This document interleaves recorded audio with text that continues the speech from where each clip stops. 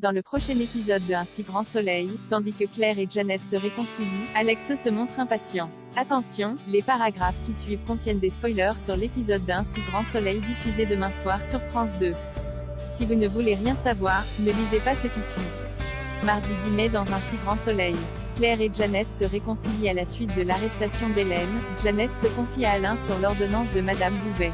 En effet, le docteur Lewis est persuadé que c'est Hélène qui a rédigé l'ordonnance pour la glisser dans le dossier de la patiente afin que Claire puisse la voir. Elles étaient donc toutes les deux de bonne foi. Pendant ce temps, Claire ne comprend toujours pas comment Hélène a pu lui faire une chose pareille. Florent explique donc que l'érotomane est convaincu que le sentiment amoureux est réciproque.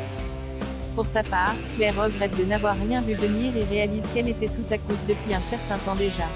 En parallèle, la police a analysé l'ordinateur d'Hélène et a retrouvé les photos de Claire prises à la soirée d'inauguration Senso ainsi que la fameuse ordonnance qui a opposé Claire et Janet. Pour se défendre, Hélène indique avoir fait cela uniquement pour protéger Claire du docteur Lewis. Selon elle, cette dernière était jalouse de leurs sentiments. Plus tard, Hélène est interrogée par une psychiatre et lui raconte le coup de foudre réciproque qu'elle a vécu avec Claire. D'après elle, l'infirmière se sentait prisonnière de Florent et Janet. Si elle accuse le docteur Lewis d'avoir voulu mettre des bâtons dans les roues à leur histoire d'amour, elle en veut également à Florent d'avoir tout foutu en l'air. Par la suite, la psychiatre confirmera aux autorités qu'Hélène a une tendance à l'érotomanie.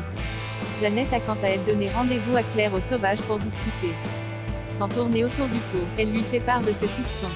Une fois de plus, Claire est sous le choc et peine à réaliser qu'Hélène ait pu être une manipulatrice aussi retors. Tandis que Claire lui présente ses excuses pour avoir douté d'elle, Janet se dit désolée que cette histoire ait détruit leur relation. Bien qu'elle sache pertinemment qu'elle apprécie de travailler dans le libéral, Janet regrette toutefois qu'elle ne fasse plus partie de leurs équipes et lui propose de reprendre son poste.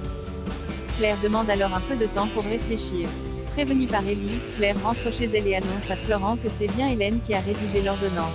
Elle lui parle ensuite de son déjeuner avec Janet et de la proposition qu'elle lui a faite. L'âge de guerre étant désormais enterré, Claire envisage sérieusement de retourner travailler à l'hôpital. Alex se montre impatient au petit déjeuner. Julie remercie Alex d'avoir été honnête avec elle et estime que c'est une belle preuve d'amour. Lorsqu'il déclare qu'il ne veut pas la perdre car il est amoureux d'elle, Julie répond qu'elle partage ses sentiments. Dans le même temps, Margot raconte à Anissa qu'elle surveille Christophe depuis que Johanna l'a qualifié de fou dangereux. Si elle pensait au départ qu'il trompait sa sœur, la jeune femme a finalement découvert qu'il voyait un adolescent. Comme elle se demande s'il a un fils caché, Margot désire poursuivre son enquête avant d'en parler à sa sœur. De leur côté, Alex et Faiza surveillent la planque quand une camionnette arrive. Dans la mesure où il s'agit de l'acheteur, le policier se saisit de son arme prêt à intervenir.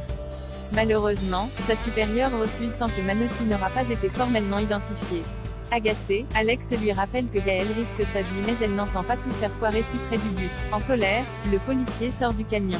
Pendant ce temps, Gaël profite que l'acheteur vérifie la marchandise pour quitter la planque. Immédiatement, Mathieu la suit puis cherche à savoir où elle va comme ça. Gaël tente bien de prétendre qu'elle est sortie prendre l'air mais Mathieu, qui ne la croit pas, menace de l'égorger avec un couteau. Heureusement, Alex l'assomme par derrière avec son arme. Cependant, le soulagement est de courte durée puisque deux complices sortent du hangar et mettent en joue Gaël et Alex.